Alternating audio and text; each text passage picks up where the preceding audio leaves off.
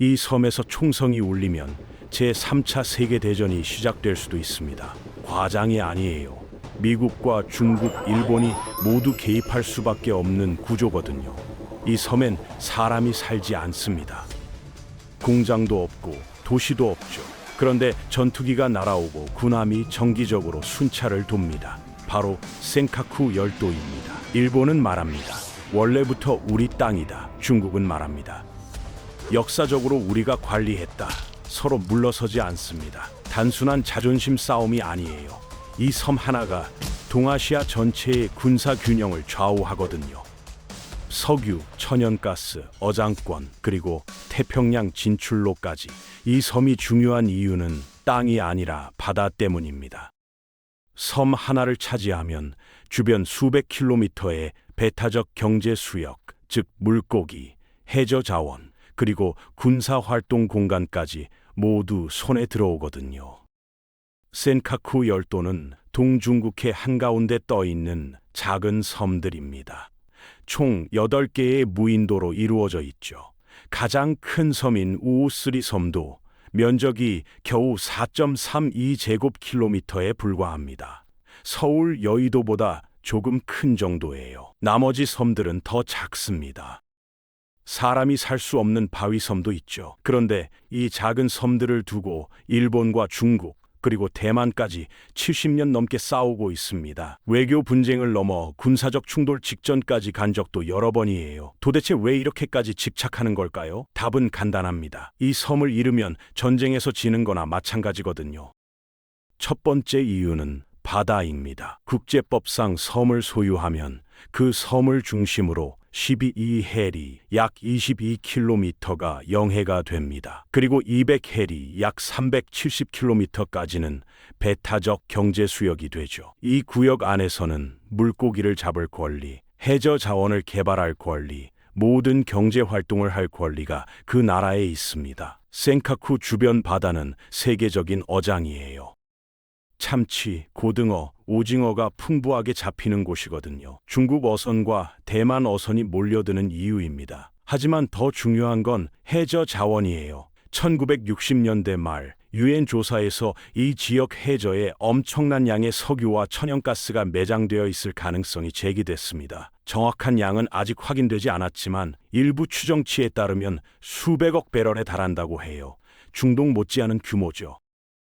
두 번째 이유는 군사 전략입니다. 이게 진짜 핵심이에요. 센카쿠는 지리적으로 매우 특별한 위치에 있어요. 중국 본토와 오키나와 그리고 대만 사이에 정중앙에 떠 있죠. 중국 해군이 태평양으로 나가려면 반드시 이 지역을 통과해야 합니다. 중국은 이 해역을 제1도련선이라고 부릅니다. 자국 영향력의 첫 번째 방어선이라는 뜻이죠. 만약 일본이 센카쿠를 확고하게 장악하면 중국 해군은 태평양 진출이 막힙니다. 반대로 중국이 센카쿠를 차지하면 일본과 미국의 방어선에 구멍이 뚫리는 겁니다. 오키나와에는 미군 기지가 있습니다. 일본 자위대도 주둔하고 있죠. 센카쿠가 중국 손에 넘어가면 이 기지들이 중국 해군의 감시 범위 안에 들어오게 됩니다. 전략적 균형이 완전히 무너지는 거예요. 이건 단순한 섬 하나의 문제가 아닙니다. 동아시아 전체의 세력 판도가 바뀌는 거거든요. 세 번째 이유는 역사와 자존심입니다. 일본은 1895년 청일전쟁 당시 센카쿠를 자국 영토로 편입했습니다. 당시 일본 정부는 이 섬들이 무주지, 즉 주인 없는 땅이라고 판단했죠. 그리고 국제법에 따라 정식으로 영유권을 선언했습니다. 일본 입장에선 합법적인 절차였어요. 하지만 중국과 대만은 다르게 봅니다. 센카쿠는 중국 명나라 때부터 중국 어민들이 이용했고 중국 문헌에도 기록되어 있다고 주장하죠. 일본이 청일 전쟁을 통해 불법적으로 빼앗아간 땅이라는 겁니다.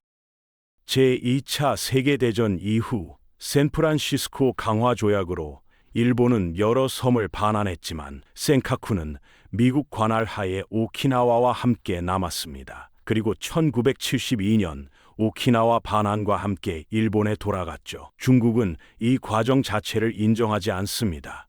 역사적으로 자기네 땅이었는데 미국과 일본이 마음대로 주고받았다는 거예요.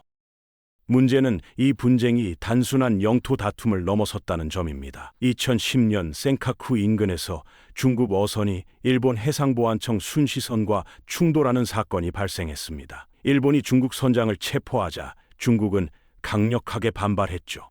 일본산 히토류 수출을 중단하겠다고 위협했고 양국 관계는 급속히 냉각됐습니다.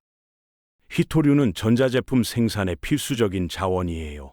일본 경제의 직격탄이었죠. 2012년엔 더 큰 사건이 터졌습니다.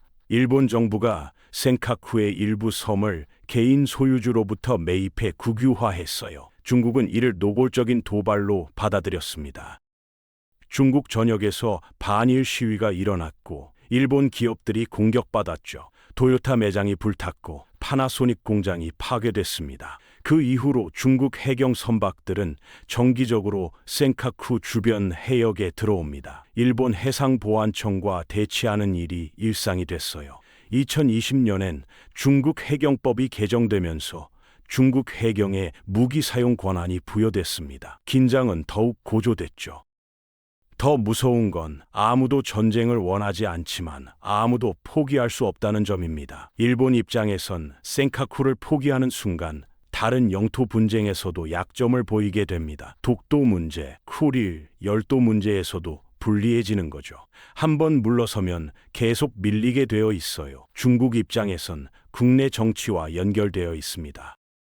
중국 공산당은 오랫동안 제국주의에 빼앗긴 땅을 되찾겠다는 민족주의를 강조해 왔어요. 센카쿠를 포기하면 국내 여론이 들끓을 겁니다. 게다가 대만 문제와도 연결되어 있죠. 센카쿠에서 물러서면 대만 통일에 대한 의지도 약해 보이게 됩니다. 시진핑 주석은 중화민족의 위대한 부흥을 내세우고 있는데 작은 섬 하나도 못 지키면 리더십에 타격을 입게 되는 거예요. 양쪽 모두 국내 정치적으로 절대 양보할 수 없는 상황인 겁니다. 미국은 이 분쟁에서 애매한 입장을 취하고 있습니다. 공식적으로 영유권 분쟁에 대해 특정 입장을 취하지 않는다고 말하죠. 하지만 동시에 센카쿠는 일본의 시정권 하에 있으며 미일 안보 조약 5조의 적용 대상이라고 못 박았습니다. 즉, 센카쿠가 공격받으면 미국이 개입할 수 있다는 뜻이에요. 이 말은 중국에 대한 경고이면서도 일본에겐 완전한 지지는 아닙니다. 줄타기 외교인 거죠. 미국 입장에선 일본은 동맹이지만 중국과 전쟁까지 가고 싶진 않으니까요. 그런데 만약 실제로 충돌이 발생하면 미국은 선택해야 합니다. 일본을 지원하느냐 아니면 중국과의 전면전을 피하느냐. 어느 쪽을 택하든 엄청난 결과가 따라오는 거예요. 센카쿠는 싸우기엔 너무 작고 포기하기엔 너무 큽니다. 섬 자체는 아무 가치가 없어요. 하지만 그 섬이 상징하는 것, 그 섬이 가진 전략적 가치, 그 섬을 둘러싼 자원과 바다는 엄청납니다. 그래서 지금도 총성 없는 전쟁은 계속되고 있습니다. 해상보안청 순시선과 해경선박이 매일 대치하고 전투기가 스크램블 발진하고 외교관들이 항의 성명을 발표하죠. 언제 이 긴장이 실제 충돌로 번질지 아무도 모릅니다. 우발적 충돌 하나면 충분해요. 어선 한 척이 침몰하거나 순시선끼리 부딪히거나 전투기가 너무 가까이 접근하거나 그 순간 통제 불능 상태가 될 수 있습니다. 작은 섬 하나가 동아시아 전체의 평화를 위협하고 있는 겁니다.